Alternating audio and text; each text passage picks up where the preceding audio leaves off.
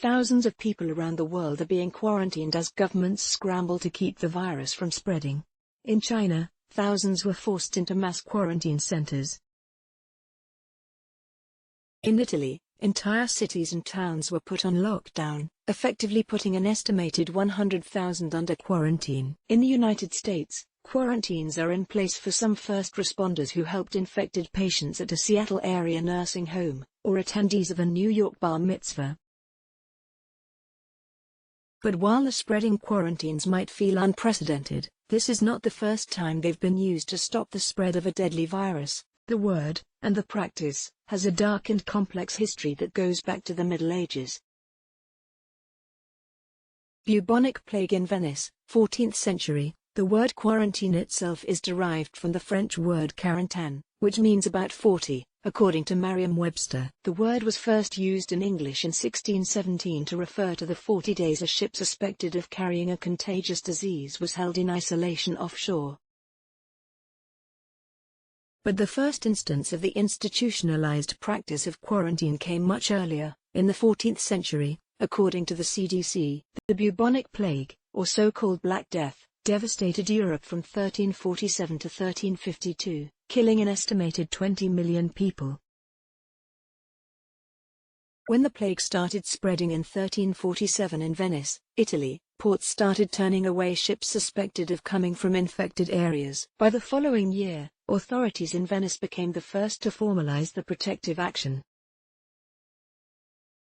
They closed their ports to suspect ships and subjected travelers and legitimate ships to 40 days isolation, according to the Science Museum in London. Congress takes quarantine into its own hands, 1878. As the United States developed in the 18th century, protection against contagious diseases fell under local and state jurisdictions, according to the Centers for Disease Control and Prevention.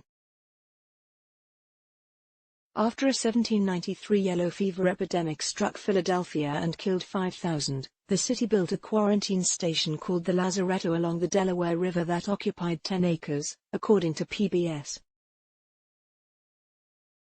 But as outbreaks of yellow fever continued, Congress took action and passed the National Quarantine Act in 1878. The legislation didn't conflict with states' rights, but paved the way for the federal government's involvement in quarantine activities. Local quarantine stations were slowly turned over to the federal government and the quarantine system was fully nationalized by 1921, according to the CDC.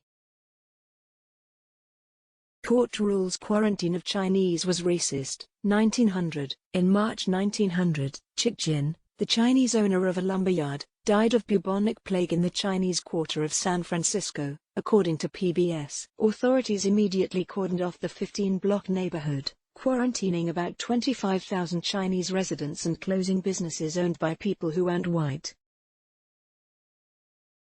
Later that year, a court ruled that the quarantine was racist and lifted it. The judge declared that health officials acted with an evil eye and an unequal hand, PBS said.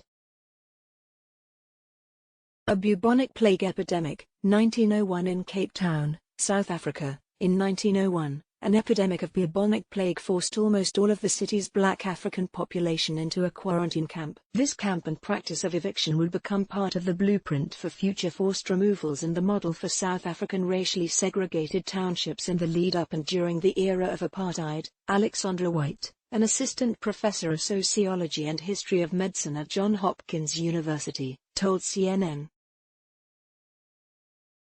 U.S. detains women to prevent spread of venereal disease. 1917. During World War I, federal officials learned a large percentage of their soldiers were infected with syphilis or gonorrhea, according to the History Channel.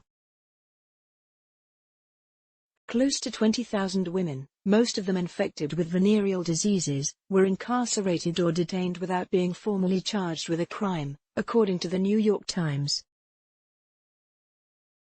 Some were prostitutes, while others were charity girls who had sex in exchange for meals or entertainment. They were surrounded by barbed wire and guards and often were forced to undergo humiliating medical procedures, the New York Times said. Historian Alan Brandt called this effort the most concerted attack on civil liberties in the name of public health in American history, according to PBS. CDC officially enters the picture, 1967. the U.S. Department of Health, Education and Welfare transferred quarantine responsibilities to the National Communicable Disease Center, which is now the U.S. Centers for Disease Control and Prevention. When the CDC took charge, there were quarantine stations at every port, international airport and major border crossing.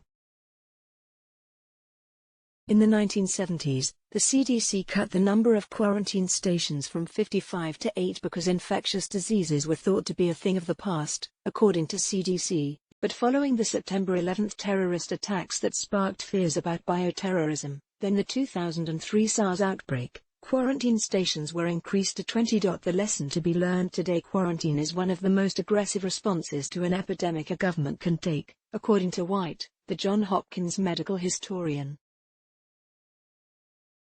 And while the practice may be effective at preventing an epidemic from spreading, history has suggested it's often the most marginalized groups that are unjustly targeted. Today there is no official government quarantine of an entire Chinatown like there was 120 years ago. But amid the coronavirus outbreak, Chinese-owned businesses are still hurting. In New York and elsewhere, Chinese restaurants and shops have seen a sharp drop in customers staying away out of fear because the disease originated in China. Experts say rampant ignorance and misinformation about the novel coronavirus have also led to racist and xenophobic attacks against anyone in the United States who looks East Asian. In these times, White told CNN, we have to be all the more cautious and recognize that reducing people or cultures to be seen through the lens of epidemic spread isn't wholly an accurate way of understanding our fellow human. Let's block ads. Why?